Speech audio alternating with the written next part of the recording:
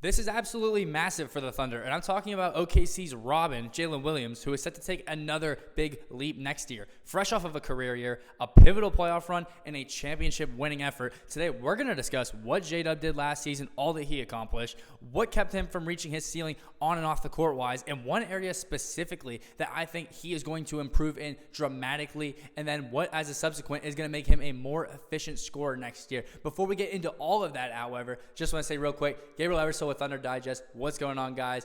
Wanted to say that we hit our goal of 6,000 subscribers, so thank you to all you guys currently subbed. If you're not, what are you guys doing? Thunder won 68 games in that title last year, yet 68% of you guys watching are not subscribed. Me and Bryson trying to bring you guys all off-season news, action, updates, talking about trades, signings, free agency, hopefully no more injuries, all the good stuff, all to you on time from me and Bryson. Make sure you're subbed up so you don't miss a beat. We're trying to hit 8K before we tip off against Houston in the NBA season opener. Without any further ado, let's get into the article of today. We're talking about why Jalen Williams will be even better in 2025-26. The byline reads, entering his fourth year, OKC Thunder forward Jalen Williams is set for another performance jump this season. So, like we said, going into his fourth season, this guy has made leaps and bounds of progress, accomplished great things in the league. The number 12 pick joins the Thunder. But comparing it to how he's going to be better next year, first we need to take a look at what he did last year. Last year, this guy played 32.5 minutes a game, and he balled out in this time. 21.5 points a game, 5.3 boards, 5 assists.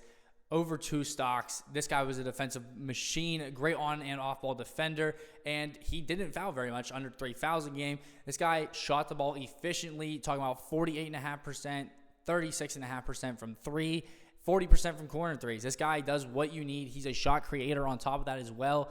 He's young, 24 years old, and this guy physically is a beast. For 6'6", he gets downhill looking like a mini Giannis sometimes, and this guy is just one of my favorite players personally. He brings that energy to the team. He's a complete player, all facets of the game, and he's just a guy you want on your squad. Now, we're taking a look at exactly how he's going to improve next year. First, we got to set the tone for how he closed it out. We're talking about OKC Thunder forward Jalen Williams etched his name in NBA lore on June 16, 2025 in Game 5 of the NBA Finals when he dropped a 40 bomb in a 120-109 victory over the Indiana Pacers. To give the Thunder a 3-2 series advantage, he became the 5th youngest player to ever score 40 points in an NBA Finals game. So a young guy shining bright on the biggest stage in the NBA, and we're not even talking about the biggest stage, meaning the Finals. I'm talking about a 2-2 tied series, a pivotal Game 5. Remember, 2-2 series, Game 5 winners win 80% of the time.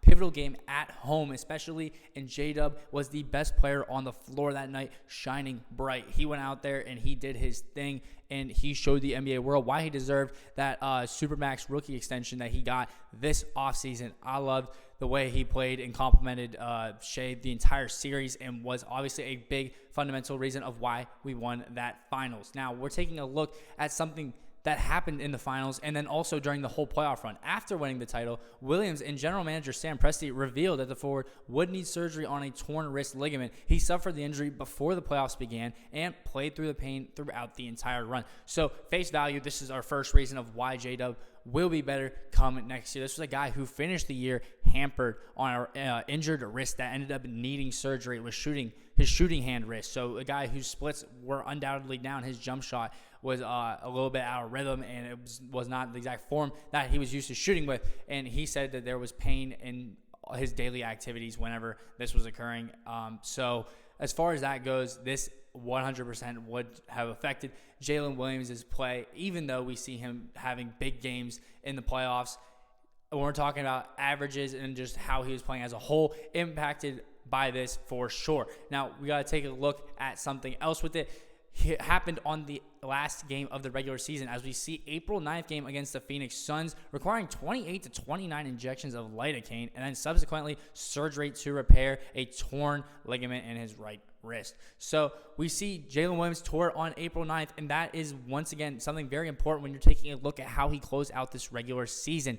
A guy who in the month of April, during the backstretch this month, was coming into peak form. We take a look at what he did even in the game he got injured. He played 36 minutes minutes. He shot 13 of 23 efficient. He filled up the stat sheet in all aspects of the game, putting in 7 boards, 5 assists, 3 steals, and then 33 points on top of that. Now, this was him peaking at his best basketball point. And we're talking about a guy who's averaging 26 points north of for the month, a guy who's shooting efficient north of 50%, and a guy who had shot the 3 ball pretty well throughout the entire year. We saw that this was actually a down month for him, shooting 35%, a guy who had shot 37% for the year. So even without the jump shot falling like he's used to, it still was Jalen Williams as a scorer coming into peak form. We even see these numbers drugged down by a 4-14 performance against the Lakers.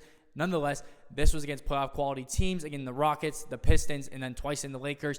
This was Jalen Williams coming into his peak form whenever he got injured. And then on top of that, you have him newly adjusting to playing injured during the first games of the playoffs. It almost makes it worse that it happened in the last regular season game as opposed to like maybe 5 games ago in the regular season, because he wasn't even used to shooting with the wrist adjusted to such a degree. And then we see him come into the playoffs and then shoot a little bit rocky as a result of this. Now we see that it is hard to expect much of a leap after as good of a season as Williams had last year, regardless of this condition. But he showed that imagined ceilings are pointless for his game after becoming first All-NBA player of his draft class despite the number 12 selection. The 24-year-old's work ethic shows exactly why it'll happen. Now, like we saw, first All-NBA selection in the draft class, that includes Paolo Banchero, fellow teammate at the second overall, Chet Holmgren. Yet it's Jalen Williams who acquires that All-NBA selection first, and yet it's at like one of the, I know they don't do positions anymore, but it's at still the deepest position in the league with the small forward position. We're talking about LeBron, Giannis, the forward position, the front court like that.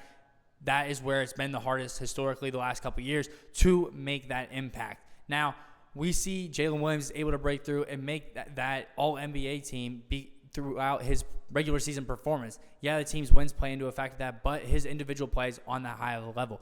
For the imaginary ceilings part, his game is so well-rounded that it truly is fair to say that, because there's no limitation to how he can improve his game. There's no weak spot that's going to be a hard patch rough over where he's going to have to spend a whole summer working on one thing. This is a guy whose game is pretty fluid as it is, and he's only going to get better as he gets more reps in the league, like he's going to this year. Now, we take a look at his work ethic that we're talking about. Sam Presti, talking about this guy and his injury, he had to say, the part that I'm most impressed with is, in specifically our modern era, when someone has a poor performance or they're not playing to their capability in a game and there's a lot of attention on it, you often see a little birdie make sure that everybody knows that the player is not 100%.